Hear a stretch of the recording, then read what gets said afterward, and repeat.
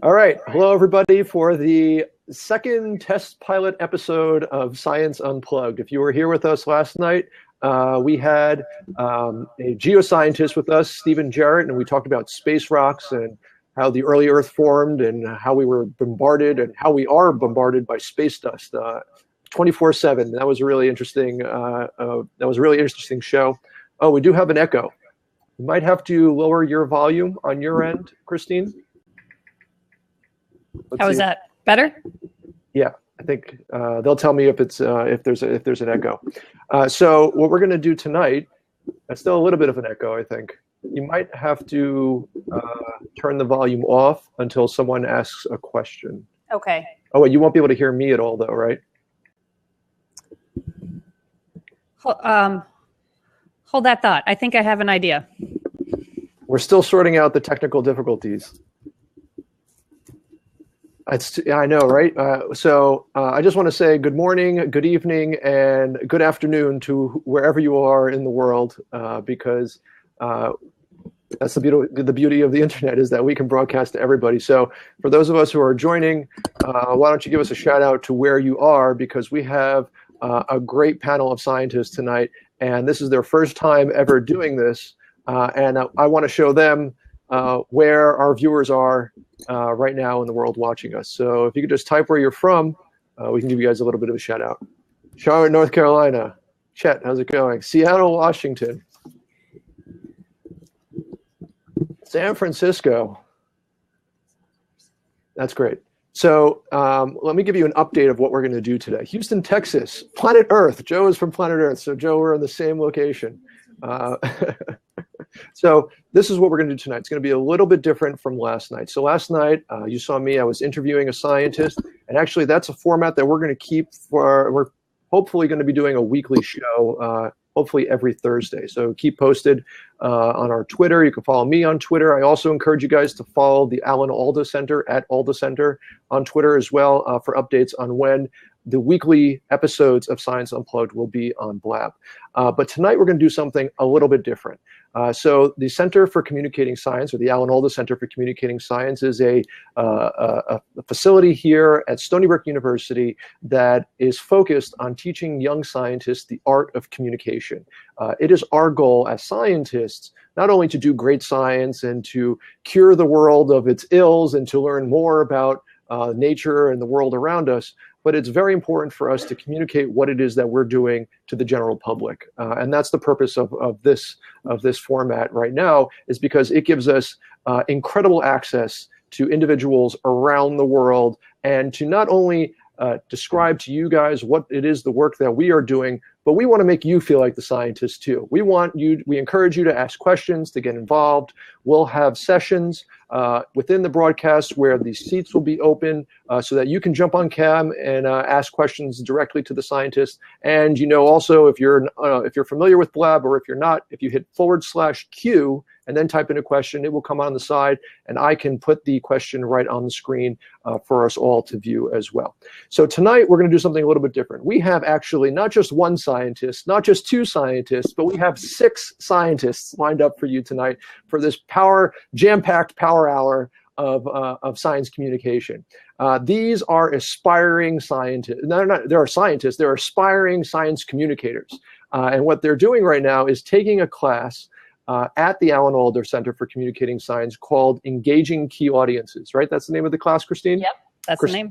Christine is the teacher of the class, and what she has been teaching and priming these 6 students to do is a method of communication that is called the 3-minute thesis.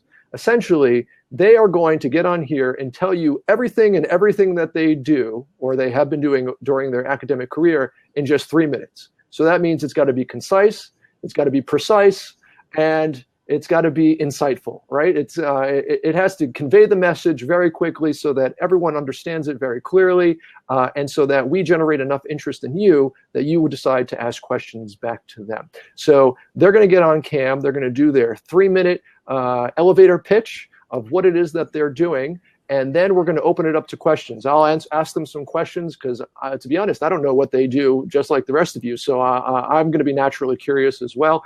And I encourage all of you in the chat to type in your questions, really get the creativity and the curiosity going, and we'll even open up the cam seat and have you come in and ask questions directly. And please don't be afraid to jump on cam. That's the great thing about this, is that we want face-to-face communication, because in the public, that's how a scientist is going to have to deal with the people around them, is really talking to them eye to eye and getting their message across. So, Christine, why don't we bring on the first student, who is Danielle Hall. She's actually a master's student, which is great, because actually I didn't even introduce myself. So I'm Peter Chihalis. I'm now Dr. Peter Chihalis. I have a PhD in molecular genetics and microbiology, and I'm actually hosting this for tonight. And our first student tonight is Danielle Hall, and she's a master's student. And what's great is that you don't need a PhD to study science. So I like that Danielle is a master's student. She's in the School of Journalism, and she's interested in environmental science. So Danielle, take it away and give us your 3-minute thesis. Okay, great. Thank you all for taking the time to come listen to some of our talks. Again, my name is Danielle Hall. I have a background in marine science and biology, but right now what I really wanted to focus on was science communication and journalism. So I am here at Stony Brook, and I'm getting my master's in science, journalism, and communication to really learn about how we can talk about science topics to varying audiences, which is what I'm doing right now. So what I'm going to begin with is a picture, and I don't know how well you guys can see it, but I want to take this time to ask you to think about what that picture is. And from afar, it may look like it is an ocean filled with jellyfish. Well, you're wrong. It's not. Those are actually pictures of plastic bags, and it was part of an ad campaign that began a couple years ago. And in order to bring awareness about sea turtles and the danger these plastic bags pose to a threatened species. So what you may not know is that a lot of times sea turtles, when they go out to eat, they eat jellyfish. And that's a big component of their diet. But like many of you at home, when they see this picture, they think, or when they're out in the wild, they think, oh, those are jellyfish, like that's my dinner. And actually they get a pretty drastic surprise. They're not, they're plastic bags. And we are the people throughout the world who are attributed to this issue. And for me, this was a really big issue. I studied marine science. I wanted to study marine science since I was a little kid. And when I got to my undergrad, I found that people weren't aware of many of the issues that I'm aware of. I had the opportunity to go to Nicaragua for a field research course last year. And one of the amazing things that we got to do was we went to this beach called, it's in San Juan del Sur, and it's in the middle of nowhere. And it was late at night. We get out to this beach, gorgeous beach. And it was, you could see the Milky Way. And we actually were able to release baby sea turtles to the ocean. I saw this amazing act of nature that many people don't get to see. But what people don't know is that, these sea turtles are in danger. Roughly 1 million plastic bags are used, not every year, every 10 minutes. Sorry, 1 minute. Every 1 minute. And, for the entire year, that accounts for roughly over 1 trillion plastic bags. This is a global phenomenon.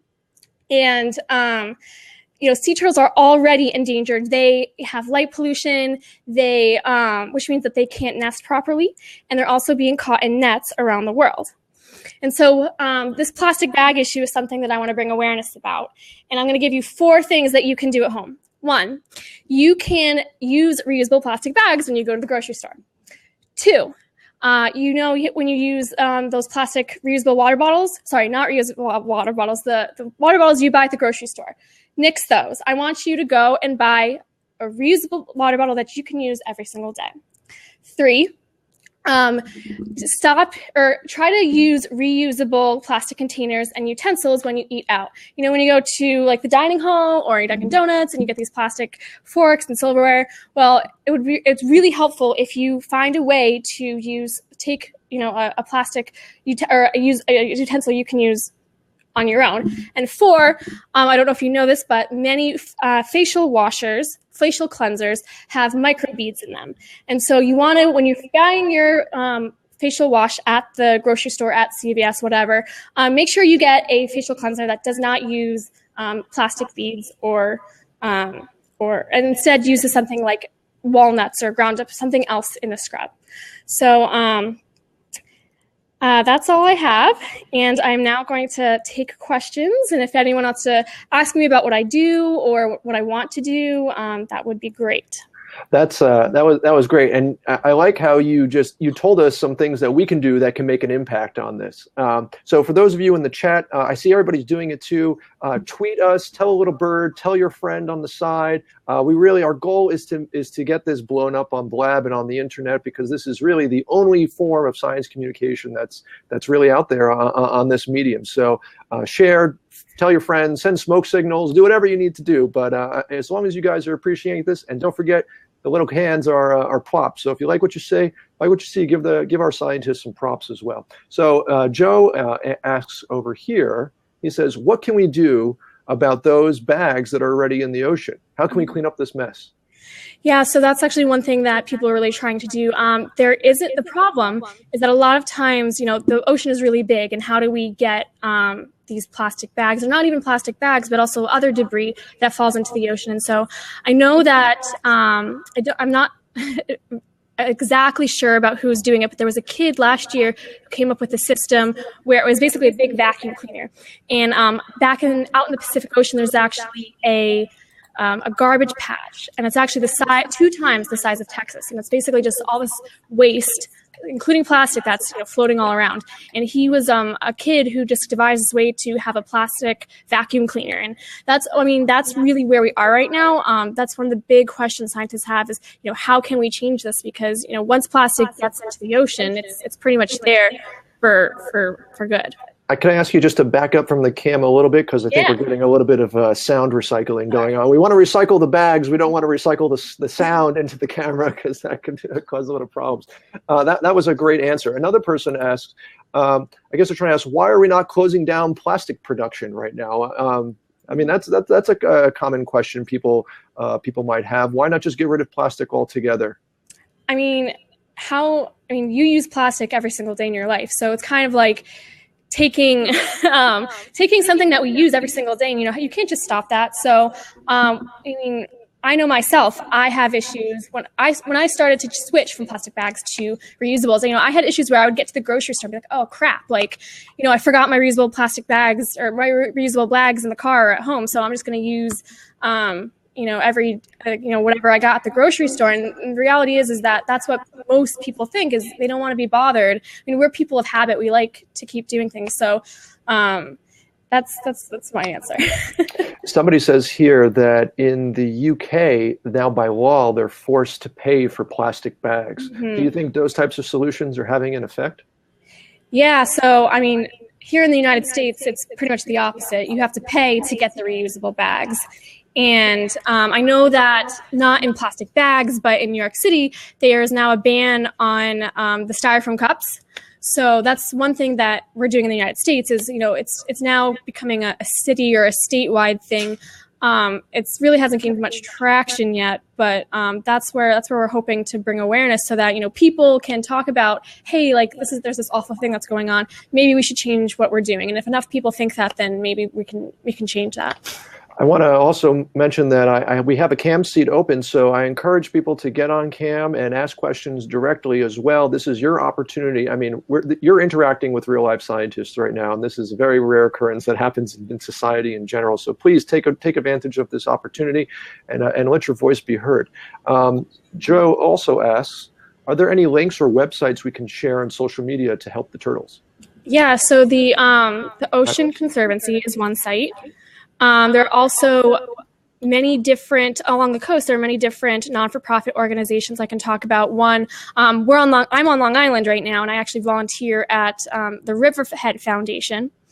And they are a foundation that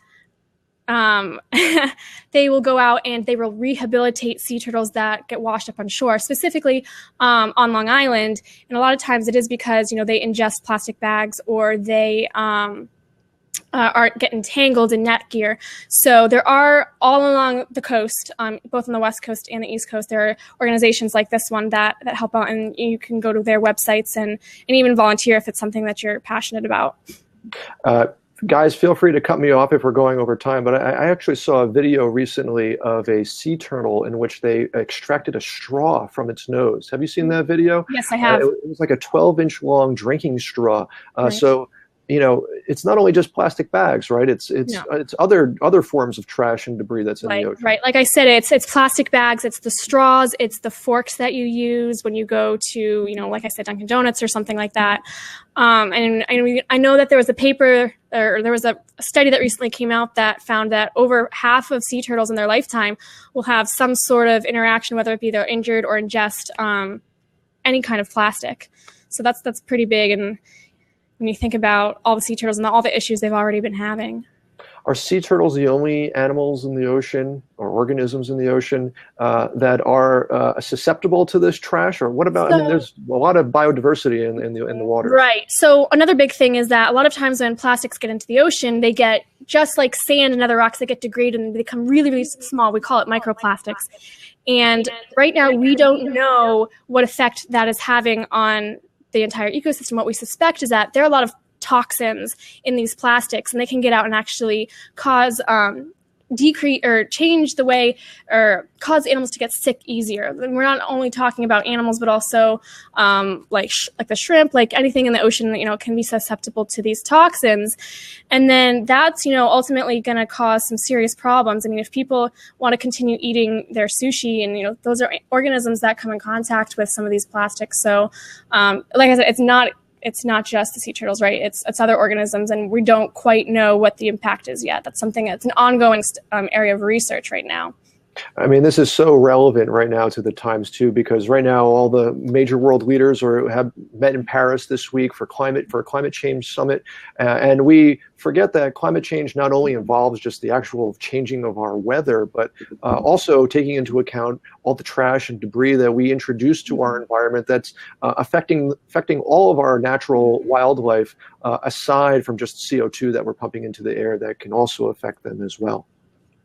Right. So, you know, a lot of people, the problem with climate change is that we are already bombarding all these animals in the wild with ourselves, with, you know, degrading or taking away their habitat. So, you know, when we do aquaculture, such as the aquaculture of shrimp off the coast of Thailand, you know, we're degrading these mangrove forests, which are very important to the ecosystems there. And I mean, in the Amazon, we're cutting down the trees. And so when you have all of these different influences from the humans, you know, compounding on one another, that's another issue with climate change, is that it's just another thing that they have to combat. And so we really need to understand what are all the different types of human impacts that are happening right now. And like you said, it's a great topic with the conference in Paris. Like I said, I know you have someone keeping time on you there. So just if you need to go to the next person, just go ahead, or else I'm just going to keep throwing questions out there from people. And I thank you so much, everybody in the chat, for contributing questions. I guess we have maybe one quick question, and then we're going to go on to the next person. So Art Jones asks, what is a worse problem, plastic in landfills or plastic in the ocean? Which impacts humans more? Okay. You know, I really don't think I can answer that question. I don't feel comfortable that I have the type of background to answer that. But, you know, for me, plastics in the ocean is something that's really an issue, because a lot of times we think of the ocean as this big area that can't be touched by us. But I know I've been scuba diving in areas of the world that are very remote. And even then, I've personally seen plastic or garbage in these supposedly pristine locations. And so for me, it's the ocean. But I mean, I'm someone who is very passionate about the ocean, and that's my area of study. So thank you, Danielle. Yeah, no problem. That was awesome, and I'm sure everyone is appreciative here. I'm sure we all learned something that we didn't know before, and we hope to hear more from you in the future. Great. All right. Okay, so I hope you guys enjoyed our first scientist, 1 of 6. So we have 5 more to go, right? And we're gonna cover so many different topics tonight. This is like rapid fire science for you guys. Our future episodes of Science Unplugged will usually contain 1 or 2 scientists, but today is a different format. We're testing this out, and we always appreciate your feedback. So let us know if you guys are enjoying this. If there's other things that we can do, include, or contribute, don't be shy. Let us know. And I'm going to remind you guys again, that cam seat is open. So don't be shy. Don't be afraid, because we love talking to the public. So get on there and don't hesitate to ask your question directly to the scientists. And let's get a nice conversation going. So next up is Wendy Homme. She is a PhD student in the chemistry department. And Wendy, why don't you give us your 3-minute thesis? Hi, everyone. So I'm Wendy. Thank you for the introduction. So I work with something called hydrogels. And just to back up a little bit, have you guys ever baked something before? You guys probably have done that before. And there's a lot of times when I've been in the kitchen and I'm trying to bake something and it doesn't rise.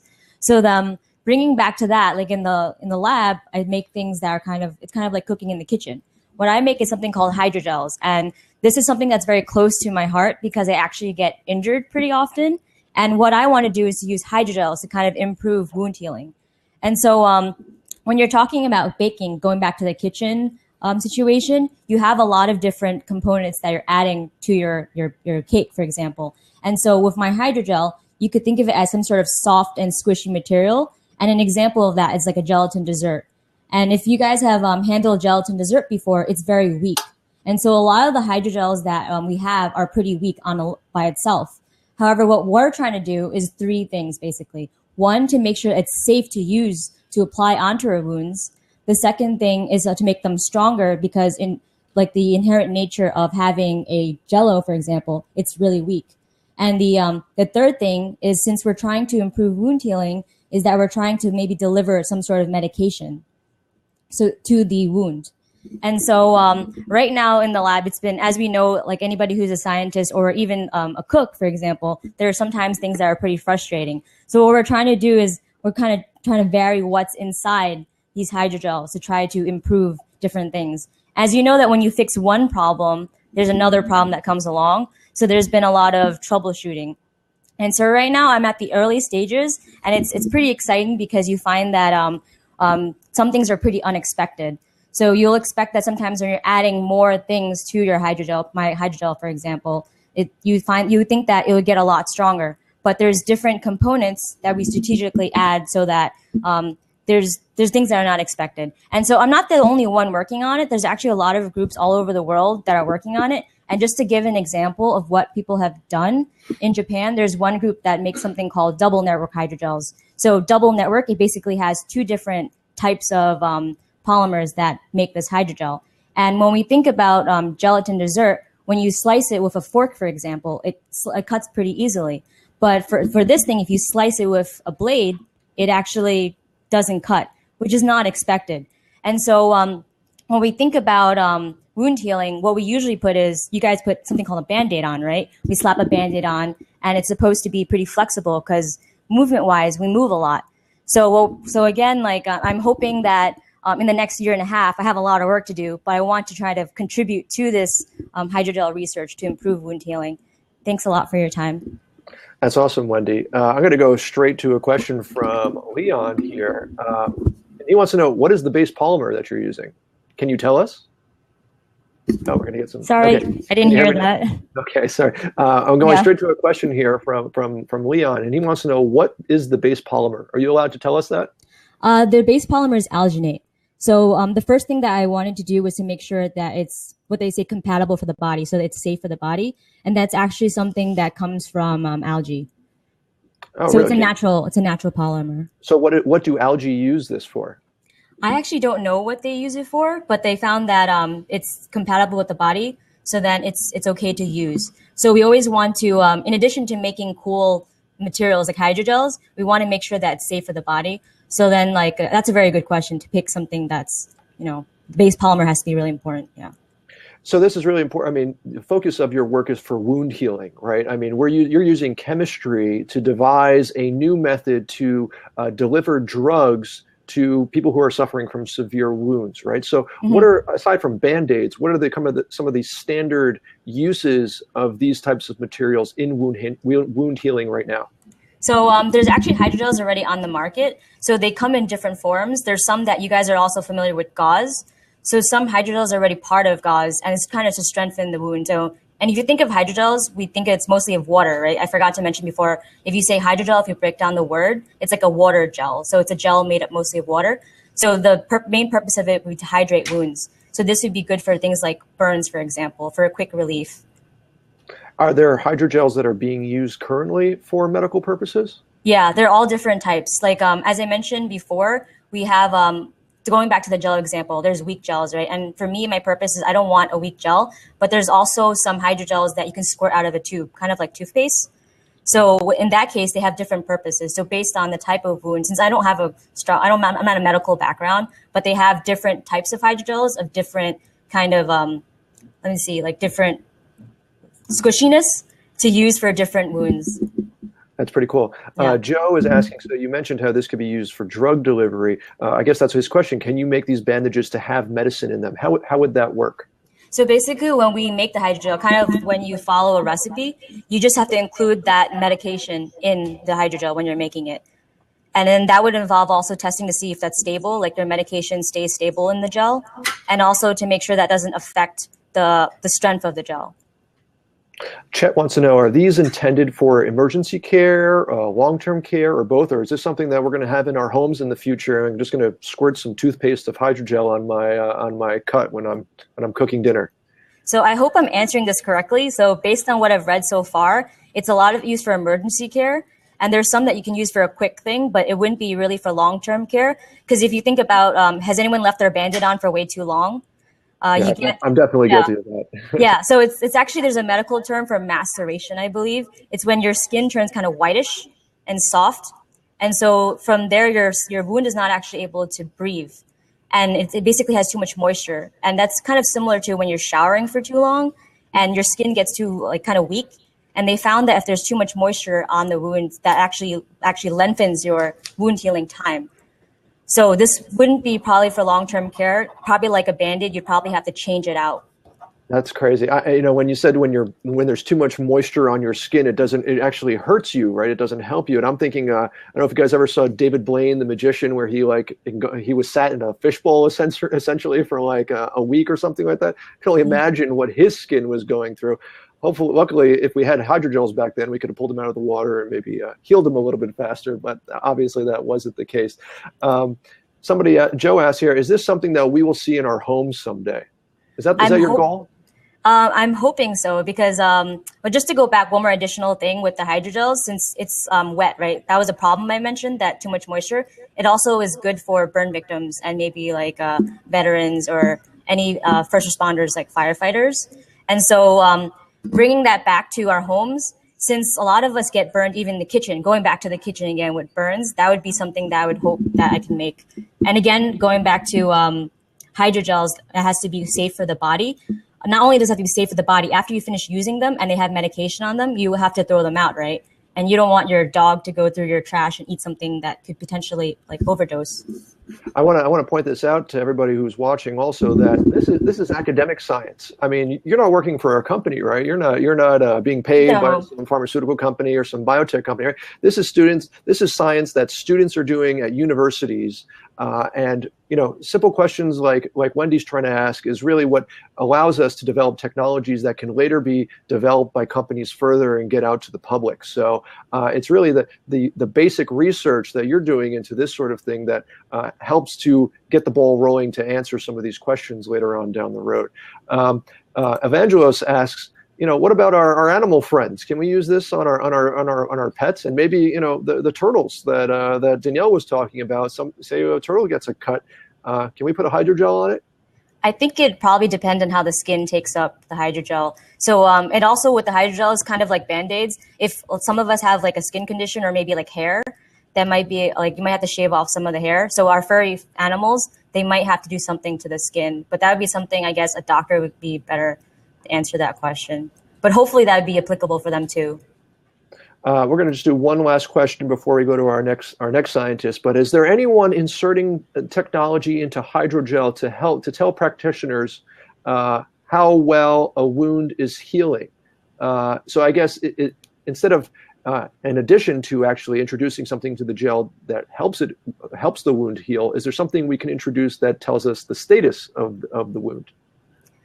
That I don't know. They would probably have to do that in clinical trials and see what kind of other technologies they can use in conjunction with the hydrogel. That would actually be very useful to figure out, so you don't have to take it off to see if it's fine to take off the hydrogel or if you can leave it on longer. So that's actually a question I can't really answer fully.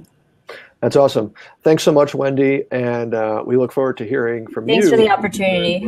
No problem. Okay. I also want to point out to everybody watching, if you're new and you just joined us and you like what you're seeing, give us props. Tell us what you like. Tell us what you don't like too, because that makes us get better as well. And if you could be so kind as to share us on Twitter, on Facebook, call your parents, call your friends, send them the link, do whatever you can. Let's get this. Let's make Blab a center for science, and that's really one of the things that we're trying to promote on here.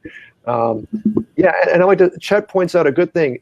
It's interesting how often scientists say, "I don't know," because as scientists, as people that are doing things to solve big problems, to help society, help the public, we don't want to present incorrect information. So it's okay for us to say we don't know. And when we say we don't know, that means that we are actively trying to get the answer for you guys as well. So we have our next speaker, who is Xin Zhao.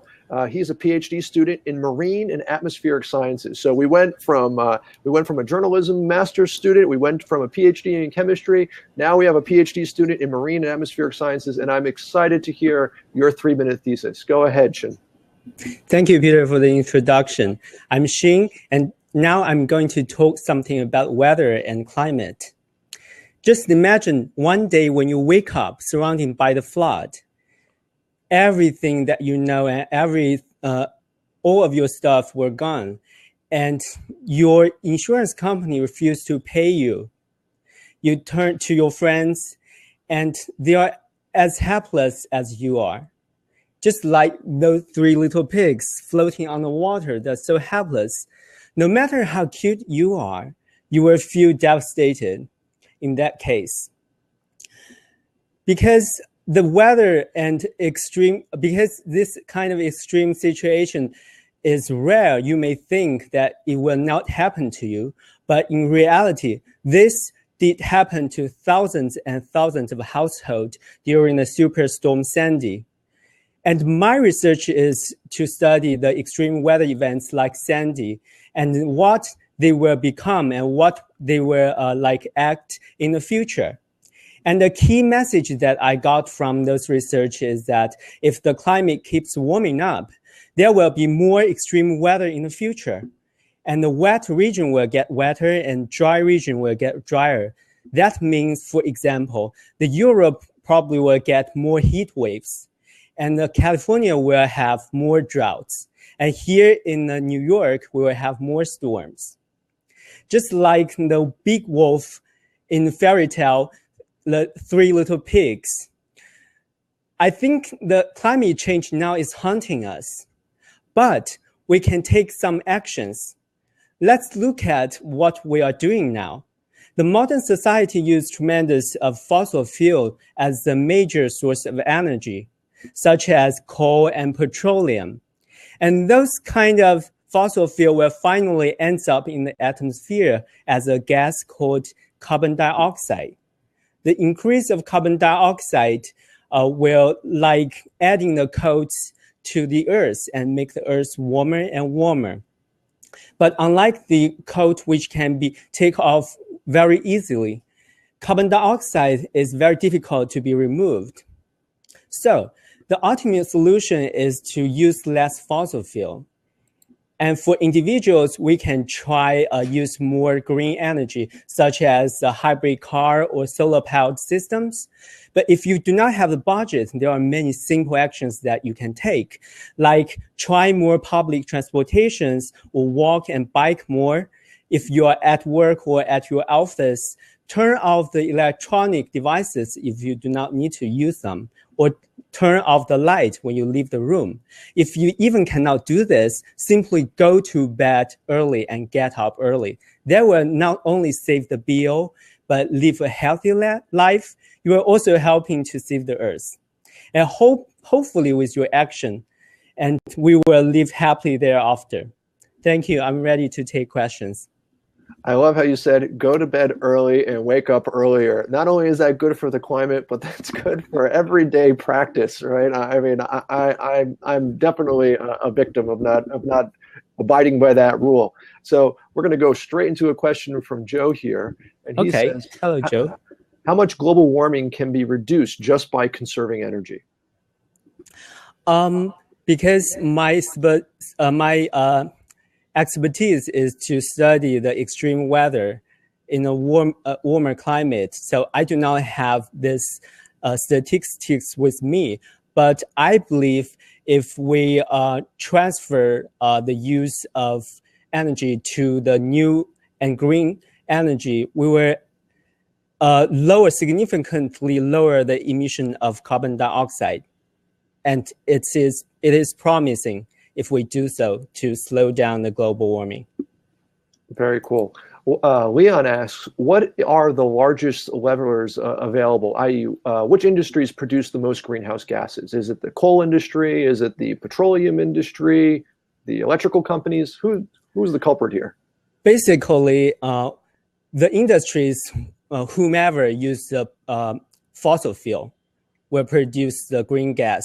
For example, in the United States, I happen to look at the statistics.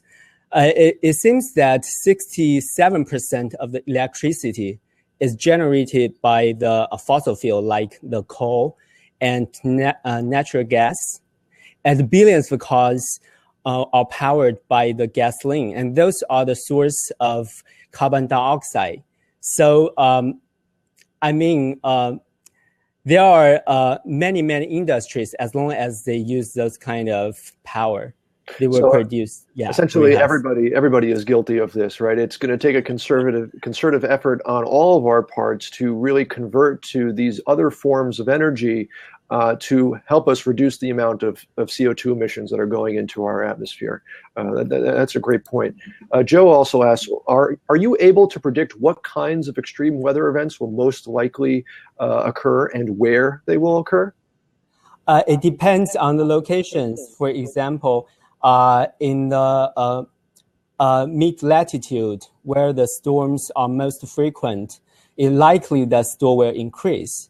And in the subtropical ocean and the coastal area nearby the subtropical ocean, it is likely to have more droughts and drier situation in the future. So basically, it depends on the location that you are living.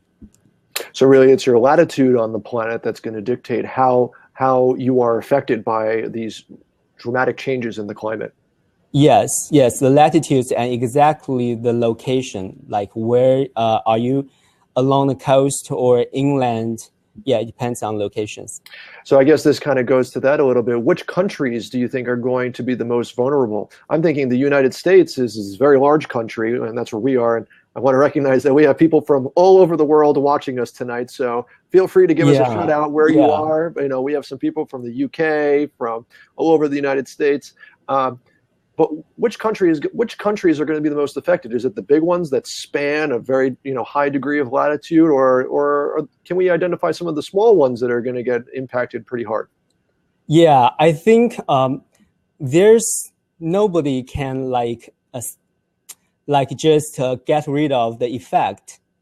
Every countries will be effect, but for the larger countries like the United States, there are many technologies, and we have strong economy here, and some corresponding policy made towards to reduce such risk. And even we have situations, emergent situations, and we can correspond the situations very quickly. But for the developing countries, especially for the small countries, just like on the islands, the situation will be worse because those locations are probably will affect by the extreme weather more, and they probably have less power to recover from that. Somebody asked here in the chat, what about the impact of factory farming? So we talked about the usage of fossil fuels for energy, but what about the agriculture industry? Are they contributing to this at all? The agriculture, I think, I'm not sure about that, but according to my understanding, because agriculture basically we just plant the crops and which can take the carbon dioxide from the air. It actually contributes to a better world. Yeah, that's my opinion. I just want to finish off with one last question here before we switch to the next speaker. We hear a lot with climate change about rising sea levels. Yes. Can you talk just briefly about that, what the impact that rising sea levels will have, especially on our coastal communities? Yes. So the rising sea level have a direct effect on the coastal area. And if it's getting worse, maybe by the end of the century, several cities were just in the sea. But much more, larger threat from the rising sea level is that when we have a storm, we usually have higher storm surge. And it is the storm surge which is more devastating than the rising sea level. Yeah, that's a great point, because I remember when Superstorm Sandy came through here in New York, the storm surge was a big problem, and really wiped out a lot of houses. And with rising sea levels, that's only going to get worse the next time a bad hurricane comes through. Well, thanks so much, Finn. That was really informative, and I'm sure everyone learned a lot. Thank you, guys. That's great. Now, I told you that we didn't have just one, we didn't have just two, and not just three scientists, but we're halfway through. We got three more to go. So don't go away from your computer screens, your phone, wherever you're watching us from now. And I am really excited to introduce you to Jesse John, and he has got a great story to tell us. Jesse is a PhD student in Earth and Space Science. Again, we're covering it all tonight. We're going from left to right as far as scientific fields. And Jesse, why don't you give us your 3-minute thesis? All right. Hello, everybody. Why don't you pull the mic a little closer to your mouth? The first thing you might think about when you see this map behind me is this a map of my cell phone coverage here in America? Maybe it's my optimum Wi-Fi. Nah, definitely not. It must be a map of all the McDonald's locations across America. Yeah, that's what it is. Well, I hate to be the bearer of bad news, but this actually represents all of the nuclear waste sites here in America. See, if you're like me, you're a family man, and you're thinking about, is there any way I can possibly raise my kids away from nuclear waste here in the U.S.? Well, don't worry about it, because I have the answer for you. It's a little place called Mexico. That's right. And if we have a contingency plan, if we want to stay here in the U.S., we need to have a contingency plan to deal with all of this nuclear waste. See, during the Cold War, the U.S. actually amassed 50 metric tons of nuclear waste. And the idea is that's where my particular research comes in. I'm building a nanomaterial that can actually store this nuclear waste safely.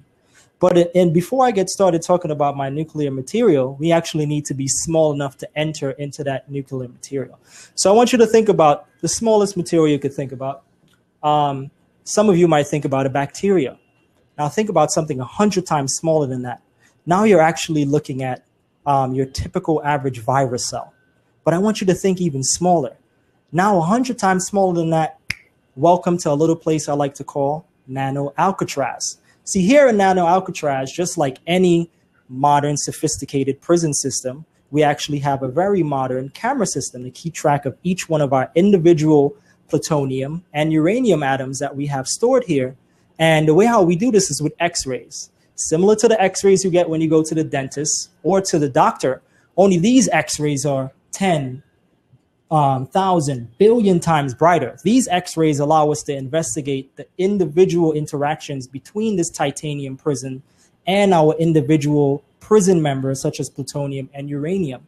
And so we study these materials innately. And when we fully understand the structure and we can make sure that none of our inmates can be free from our Nano Alcatraz, then we can begin to start mass producing this material. Now, I want you to think about some recent nuclear disasters, such as Fukushima in 2011. Some of our older members might remember Chernobyl in 1986. And these are disasters that are very vivid. The iconography behind it is very powerful. It's difficult to store this material. And that's where the material I'm working on in my research can actually solve these problems. We can move the nuclear waste that's very dangerous in its liquid form. where it can actually contaminate the ocean or contaminate groundwater and store it safely in solid form, where we can actually go into long-term storage.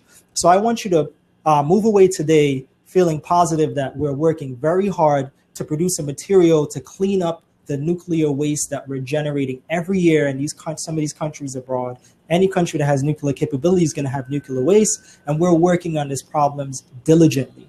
So at this point, I'm going to stop running my mouth and actually sit down and take some questions. Thank you.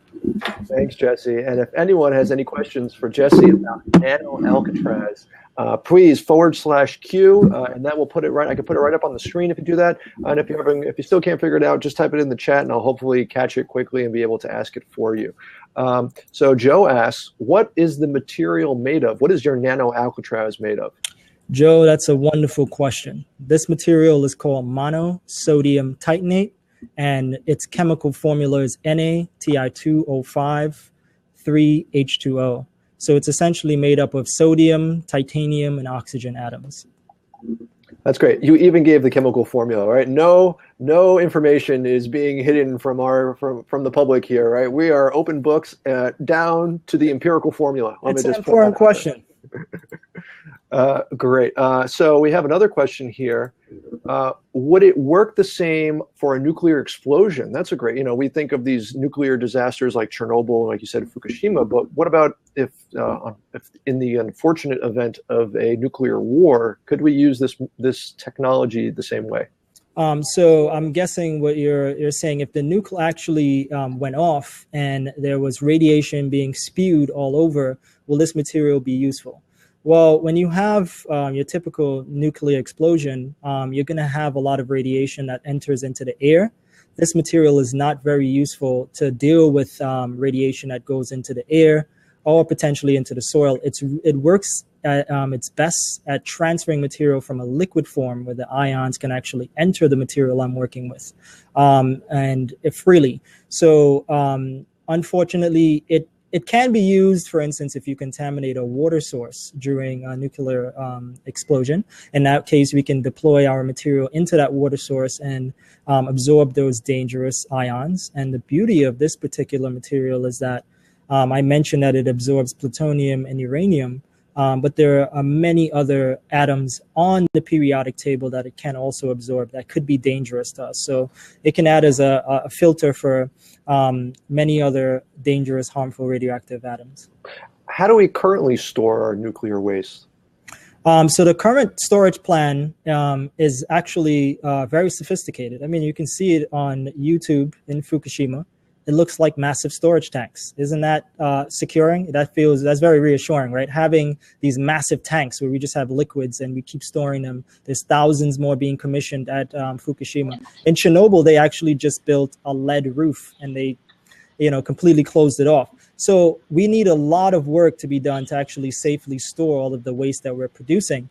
Here in the U.S., the best form to actually store it is in these borosilicate glasses, which you can actually, it's much more manageable once it's in a solid form. That's why my material is kind of the midway between the liquid and the solid form. And once you have those glasses, you can put them in storage rooms. So there's really, that's the best we can do at this current moment. I think Nano Alcatraz just sounds much cooler than massive storage tank. Just on a vocabulary level, I think it's just, the solution sounds a lot cooler. Stephen Jarrett, our guest from last night, he's got on cam. Stephen, do you have a question for Jesse? Welcome, Stephen. I do have a question. Hey, Jesse. So once you get the nuclear waste in this Nano Alcatraz, how long will it stay there? Will it last 5 years, 10 years, a billion years? Will it degrade over time? So that's a great question. As we all know, if you study, I shouldn't say if we all know, that's kind of rude of me. A lot of nuclear atoms, such as uranium or plutonium, they decay over time. And when they decay, they emit other particles. And those particles, you can think of it as a prisoner in jail taking their toothbrush and trying to scrape through the wall. So no prison that you build over time will be 100% fail-proof. So the studies haven't been done for the long-term efficiency of this material. But when we think about moving it into borosilicate glasses, we have glasses that have been stored since World War One. Since World War II, and they're still active and they're still secure. So our systems will project that, for the length of, hundreds to thousands of years, these materials will hold up over time. So Alan over here asked, and I also see a question from Joe in the chat, what is the cost of long-term storage, and will this be safer and cheaper in the long run? So that's a fantastic question. So currently, if you look at my material, it's composed of titanium, oxygen, and sodium. Titanium is very abundant. Oxygen and sodium atoms are also very abundant in the Earth's crust. And so they're not very difficult to refine, and to produce this material in massive amount, the synthesis method is relatively simple. So in terms of cost and efficiency, it would be much cheaper and take less space than building massive storage tanks. And you can go Google the Fukushima disaster, and you'll see what their solutions are on site. It's much cheaper than composing those massive storage tanks and having to build more over time. So the idea would be, going the cost-effective route is to get it into solid form where you can compact the waste and store it in a smaller facility. That's great. I just want to ask a quick question too. What is the health risk? Why are we doing this, right? Is it because this poses a significant health risk as we accumulate more and more radioactive material in our environment? What's the effect on us? So if we have it stored properly, I've been to some of these national labs where they're storing this material, it's under a tremendous amount of security. In terms of the health risk, once it's stored properly, it's minuscule. You'll get more radiation from eating a banana every morning than what you'll get at these sites. So once it's stored properly, there's no health risk. If radiation spews into the atmosphere, it gets into our drinking water. Pete, you might be more informed on this topic, but I think it can definitely alter your DNA. It can increase cancer risks. In some cases, it can damage tissues upon contact. For instance, if you ingest uranium or plutonium, or it comes up against your body. So the health risk, I think the main cause would be long-term in terms of getting cancer and other debilitary diseases that's associated with radioactive waste. And I think, for instance, in Fukushima, the massive issue was it getting into the water supply and into the ocean, where it can affect us worldwide. Somebody also mentions if we don't have the Twitter accounts for these people, for these scientists. I don't know if everyone has a Twitter account. Do you have a Twitter account that you want to share with everybody? I do not have a Twitter account, but for the fans out there in TV land, I will create one so you guys can get in contact with me if you have more burning questions about science or waste. So yeah, that's my mantra tonight, is to create one, and I'll share it later. Hopefully in the future we can get on here for a future Science Unplugged. We can hand out all the, disseminate all the Twitter handles for everyone at some point. I also want to make one last point before we go to our next speaker, is that Stephen, who was just on, and Jesse were winners of the NASA Fame Lab competition, regional winners. Let me correct Pete. We're not regional winners. We're wild cards, aka the first losers, second place people. So there's another gentleman that you should look up that definitely won the tournament. So I don't want to take credit where it's not due. He'll be on our Science Unplugged, but it's just a testament to their ability to communicate science that even NASA has recognized these gentlemen, and some of our other scientists speaking today, they may be in your shoes, Jesse. So I hope not. But anyway, let me give a round of applause to Pete for hosting this event, and all you people listening out there in the world. Thank you. Well, thanks a lot, Jesse. That was great. So just to recap, we went from the effect of plastic bags on sea turtles. We learned about hydrogels and how those are being designed to heal wounds. We touched on what climate change is doing to us and the effects of it, and how we need to really conserve or change how we're using fossil fuels. And then we went all the way to Nano Alcatraz. We shrunk down our ideas to the nanoscale, and how Nano Alcatraz is being used to sequester radioactive waste to prevent us from getting diseases like cancer in the future from the availability of these wastes in our environment. And now we have our second to last speaker. We have one more, but I'd like to introduce Xiao Leo. Did I pronounce that right? Xiao Leo? Yeah, perfect. Thank you. And she is a PhD student in chemistry. And Xiao, please share with us your 3-minute thesis. Hi, Pete. Hi, everyone. So my name is Yam from Stony Brook University. For the next 3 minutes, imagine you get to drive this fancy new car for free for a week. So it was Black Friday. Oh. So it was Black Friday. And you drive the new car to the parking lot and to shopping. But when you come back, oops, there's a bad car scratch. And so you want to fix it. Sure, the insurance, you can use it, but the deductible is like $3,000. So you decide to fix it yourself by using a car scratch repair kit. You got it from the supermarket and you start the work. It takes like 3 hours. You spend some time for the first layer, like the base. The second layer is for the color, and the third layer is for the gloss. However, after you finish it, you still need to wait for 10 hours for the paint to dry. And after all the work is done, the scratch just look ugly because you can tell there was a scratch. So I don't blame you because it's not your fault. It's technology. So the technology should take the full responsibility. And since we know paint and the coatings are widely used for cars and aircrafts, they provide the first look, like the color and the degree of gloss. They also provide the first layer of protection, like corrosion resistant, like heat resistant, and antibacterial. So you're actually having many functions, and there's actually many layers instead of just one layer. As a result, manufacturer companies will spend much more time and much more energy, and therefore the cost is pretty high. And moreover, those paint has toxic chemicals inside. They're volatile. So the workers who are doing the painting, they actually quit because of the toxic chemicals will induce lung cancer. And also, if you fix a car scratch yourself, you are exposed to this kind of health problems too. As Euro, like it's for just a new car, the car paint is 25% of the cost. For example, you buy a $20,000 new car, the car paint will cost like $5,000, and you have to spend more on maintaining the car paint. So you're spending much more than just $5,000 on the car paint during the life of the car.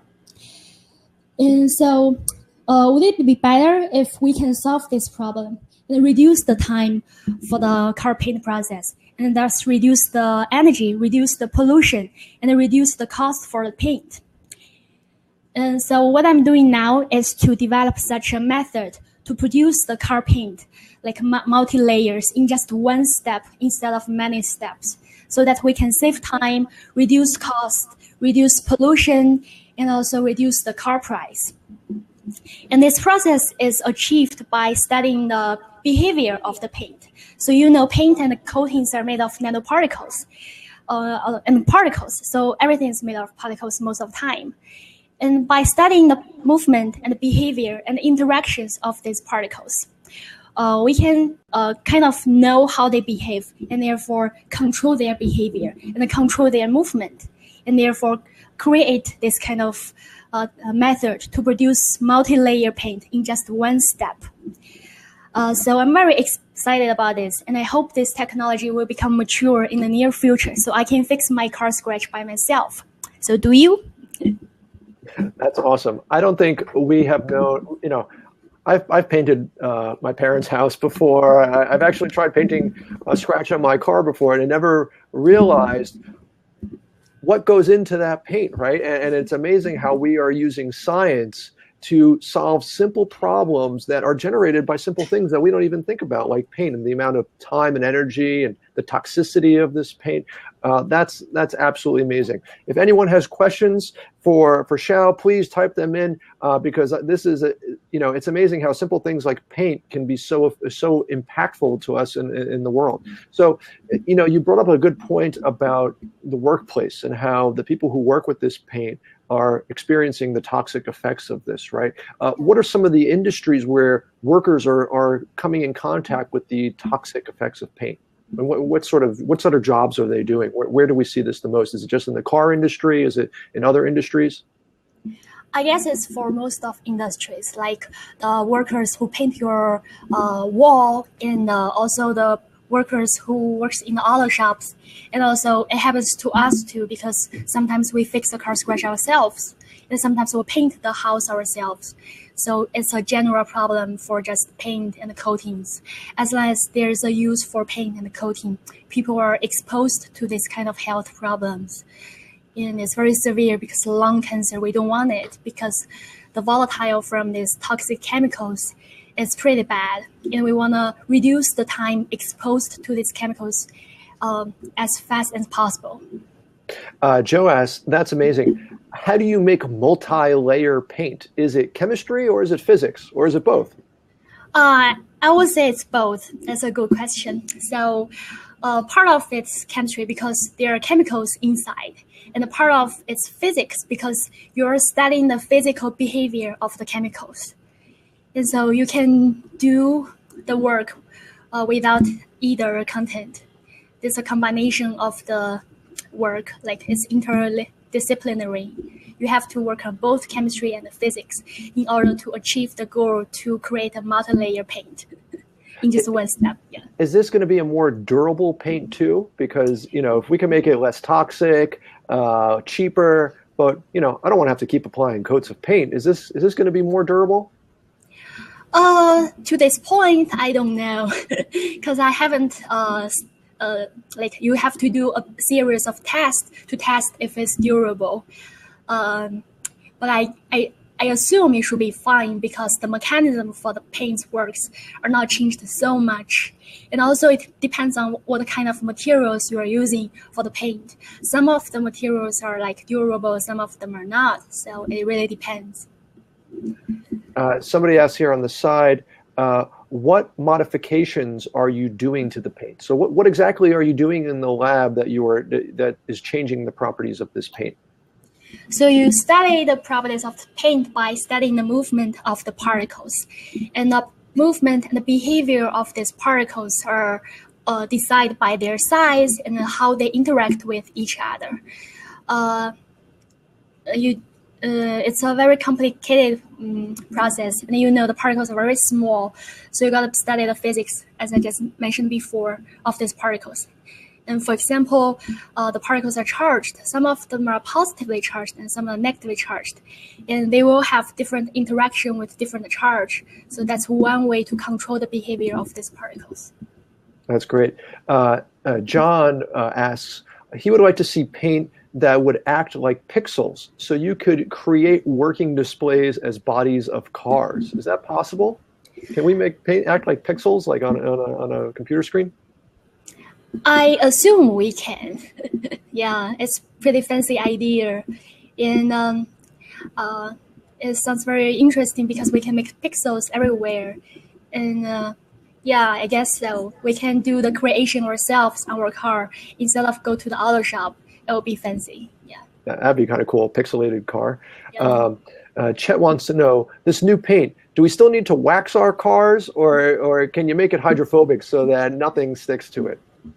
I guess for most of the cars, it's already hydrophobic, because you can see when it's raining, the car paint, the liquids on the car paint are sort of like you have on the floor, like a bunch of them mixing together. So it's already hydrophobic.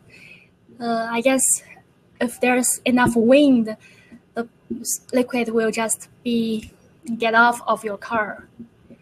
As for the wax, I guess that's a problem of the degree of gloss. That's great. And one more question here before we go to our last speaker. Is there any estimate on how many lives could be saved or health problems be prevented or reduced just by changing the chemistry of paint? Do we know what the implications of that could be? So the implications is pretty complicated. There is health problems because the toxic chemicals are volatile, and so you get exposed to this toxic gas. And as for how much health problems could be reduced, it really depends because this is a long-term process. It's not like if you get exposed to it an hour, you will have it. If you get exposed to 1 minute, you will not. And it really depends on who you are, how's your physical condition. Yeah. Oh, actually, we have a person who wants to ask a live question, so we're going to go to that before we go to our last person. This is Nolan. Let's see. Hi, Nolan. Let's see if he loads up here. Nolan, can you? We don't see you. Can we hear you? We don't hear you either. Let's give it one more second for Nolan to see if he can get in. He might be having some internet connectivity problems. Let's see. No, it couldn't make it. All right, well, thank you very much, Xiao. That was really interesting, and we learned a lot more about paint that I'm sure we had never known about. Thank you. Before. Thanks a lot. That's great, guys, and I cannot appreciate enough the comments that we have coming into the chat. Nolan, if you have more questions for the future, feel free to jump in. If anyone else has a question they'd like to jump in on cam and ask them directly, we want to hear your voices as well. We want to make you feel like the scientist. So our last speaker for tonight, and actually I want to tell the people, all the students there, somebody had posed a question that I'm saving for the very end, and maybe we can all answer it as just kind of a nightcap here, which would be nice because I think it's very pertinent to what everyone here is doing. But our last speaker is Leanna Simpson, and she is in the, hold on, well, I have your department right here. Hold on a second. It's on my iPad. You are in the, you're doing a master's in marine conservation and policy. So again, another example of how you don't need a PhD to go do science or have an impact in science and use science to help others. Leanna's doing her master's degree at Stony Brook. And Leanna, why don't you give us your 3-minute thesis? How you doing, Science Pete? I'm a local Long Islander, if you can't tell already.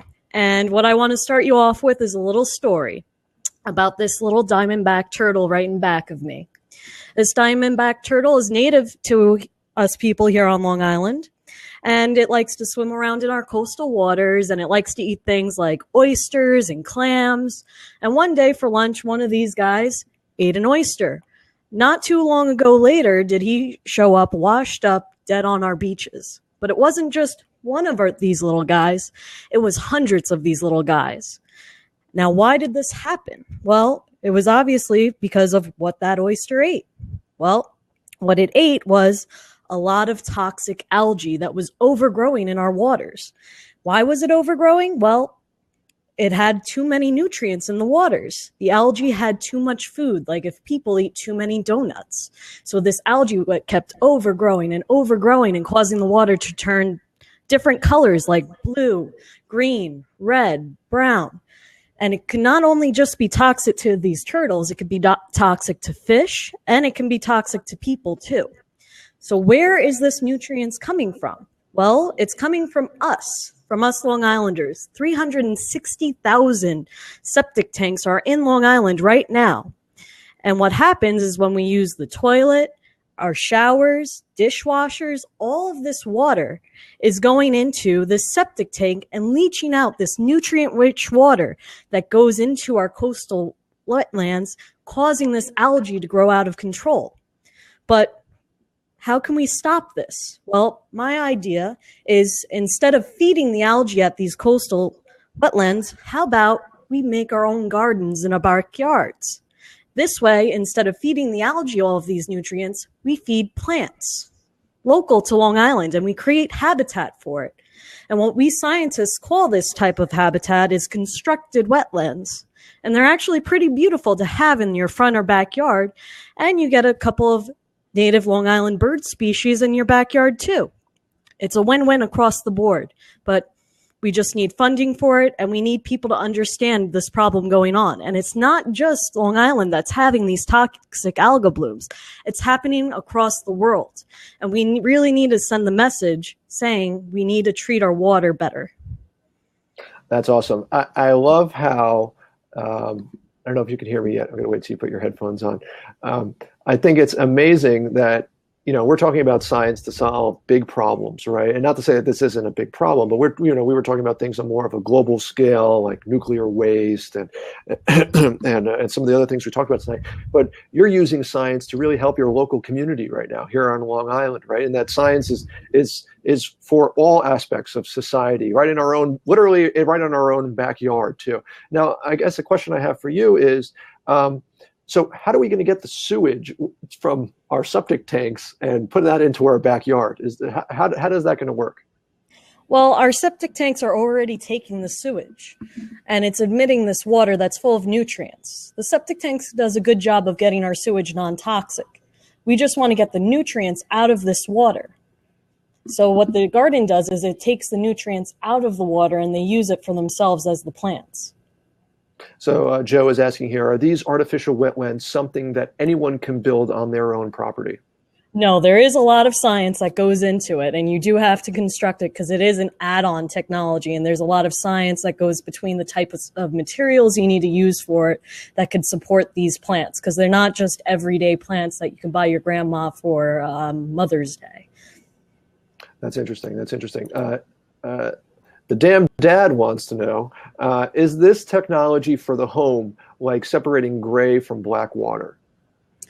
It's really just to take your water from your septic tank and putting it back into the environment. This way we could recharge our aquifers, because Long Island gets their water from one place, and that's beneath our feet. That's where we get all of our drinking water, the water we use for the bathroom, everything. And we need to put water back into the system, and that's how we use our septic tanks. And I guess a follow-up he has is, could this work in the desert? There's not too many people out in the desert, so I don't see this being a problem out there.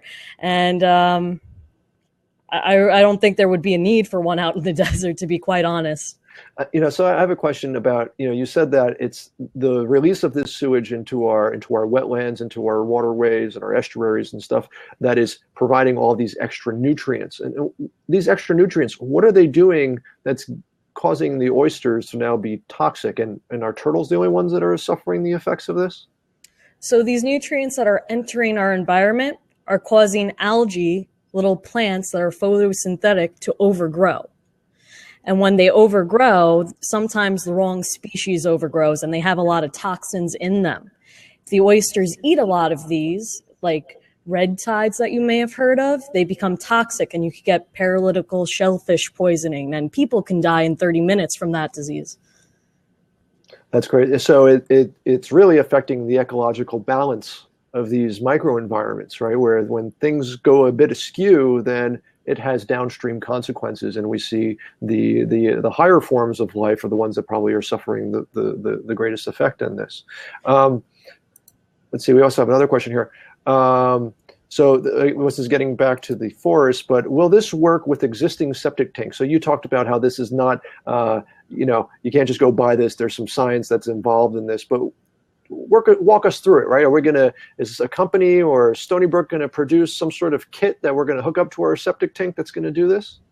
This is not a company yet, but you can use it on existing septic tanks, because you're taking the water that's already going into your leach pool that's exiting from your septic tank, and you're trying to further clean it. So you're not changing your septic tank, although if it's not working now, you need to fix it. But you're taking the water that's already coming out from it and purifying it, in a sense, before it hits all of the animals in our ecosystem. Another question here in the chat is, are there other ways that we can control these algae? I mean, this seems like one solution, but will this be the panacea that we need, or do we have to do other things as well to combat algae and the over introduction of nutrients into our water systems? You're absolutely right. This is one way we can do it, but there are other ways. And some people, instead of attacking it at the source like I am and getting rid of the nitrogen before it hits the ecosystem, instead they're trying to replant oysters and clams that can filter the water for this algae, and just telling people not to eat the oyster or clams in the area. I'm a big fan of raw oysters. So you had me excited when they said they're going to grow more oysters, but I don't know about toxic oysters. Will it help the ecosystem in terms of providing habitats for animals and plants? Absolutely, because if you have too much of a good thing, systems go awry. And many invasive species love when there's excess nutrients, especially here on Long Island. So you're actually helping the ecosystem as a whole. This way you have a diverse and plentiful amount of organisms in that place. That's great. So, you mentioned Long Island, but is this a problem that is just found on Long Island? What about other places in America or the world? The biggest place that has a lot of toxic algae is actually in the Gulf of Mexico from the Mississippi River. They have a lot of nutrients going in there. And they had a red tide that was about 6 miles wide and I think 20 feet deep at one point in time just last year. This is happening throughout the world. It has increased immensely. And this is not just a problem on Long Island, but this is how Long Island can solve it and how many different counties can actually solve it today. Cheaply, too. Long Island is changing the world for other islands and mainlands across the globe, I guess we can think of it that way. That's great. Thank you, Leanna. And if we can get everybody back in, maybe we can squeeze you all in, because we have one last question here that I saved for the very end. And any of you guys can jump in and answer this question or answer it as a group, whatever you guys see fit. So I'll put it up here. The question's from Joe. I'll wait till everybody gets in. There we go. Come on, squeeze on in. Yeah, you have to bring. Oh, no. Can you guys hear me still? Not really. Okay. I'll ask the question, and if someone's close to the computer, they can ask it, and then you guys can respond. But the question is, it's a general question for any of the scientists. What about science excites you the most? Probably being the first one to do something. I personally like the autonomy. As scientists, we get to kind of make our own schedule. So if I want to do an experiment at 11 in the night, I can do that. And if I want to sleep in late the next day, unless your PI is a bad person, you can pretty much do that too. The PI is the head of the lab. So what I love about it is that you get to ask questions and you don't know what the answer is going to be, and it's your job to go and find the answer. That's awesome. Anybody else? Yeah, I think the cool part of the science is just as Danielle said, that you all keep searching for something uncertain, but finally you will find it. It's very exciting. So I think science makes you feel like you're smart, even if you're not, but you spend more time on it, you become smart. I love science because it relates to everyday activities. From the water that you drink, from the beach that you play in, you can apply it to everything you do every day. Very well said. Very well said. Well, thank you very much, guys. I hope everyone enjoyed this episode of Science Unplugged. I said that we are planning to do this as a weekly webcast. So we are planning, hopefully, I'm going to give a tentative date every Thursday. At least we're going to do a show next Thursday at 8 p.m. It's going to follow more of the format that we had last night. This was a unique event that we had tonight here. We may do more of these in the future as well. This seemed to work out as a really good format. But we're probably also going to be just doing 8 p.m. Eastern time. Yes, thank you very much. That's Eastern New York time. So check your local time zones for what time that will be wherever you are in the world. And we'll be interviewing scientists on live on cam. Like I said, our goal, we want to get you guys on cam too, to come in and join us, ask us questions live. And we're going to do a lot more of these, but we are entirely dependent on our fans, on you guys, the science enthusiasts. You see, we have scientists here, but we're nothing without the people who actually are interested and curious about the science that we're doing. All of us here are funded by your tax dollars, and we have a duty to explain and share with you the work that we're doing. So I hope you guys learned something new. We have 70 viewers right now. We've had over 500 viewers view us over this hour and 20 minutes. That's great. So share, tweet. You can follow me on Twitter, on Blab, at SciencePeter. And we may be switching the Twitter account to the Alda Center in the future for these broadcasts. So I also encourage you to follow at Alda Center on Twitter and follow their Blab as well. So, we have continuity for future episodes. So thank you very much, guys. This was awesome. And I'm going to sign off every episode by saying, keep calm and science on.